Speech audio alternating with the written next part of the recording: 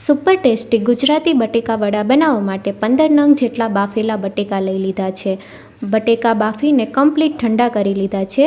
હવે હાથના મદદથી આ રીતે મેશ કરી લઈએ. તમે મેશરના મદદથી પણ મેશ કરી શકો છો.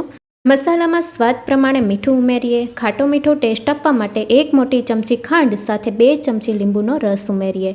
1 ચમચી ગરમ મસાલા પાવડર.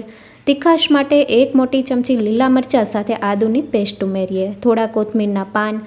1 મોટી ચમચી ગરમ તેલમાં અડધી ચમચી રાઈના દાણા, મીઠા લીમડાના પાન, હિંગ સાથે 1/4 ચમચી હળદર પાવડર ઉમેરીને મિક્સ કરી લઈએ. વઘારને મસાલા સાથે મિક્સ કરી લઈએ. ચટપટું સ્ટફિંગ તૈયાર છે. આ રીતે બોલ્સ તૈયાર કરી લઈએ. બેટર તૈયાર કરવા માટે 2 કપ ચણાના લોટ સાથે 4 ચમચી ચોખાનો લોટ ઉમેરીએ. સ્વાદ પ્રમાણે મીઠું, 1/4 ચમચી જેટલી હિંગ, 1/4 ચમચી હળદર પાવડર, ચપટી ખાવાના સોડા ઉમેરીએ. જરૂર પ્રમાણે પાણી ઉમેરીને મિક્સ કરી લઈએ. બેટર ચમચામાંથી એક ધારમાં પડે એ રીતનું તૈયાર કરવાનું છે. તમે જોઈ શકો છો. અને ચમચીનો પાછળનો ભાગ આ રીતે જાડો કોટ થાય છે.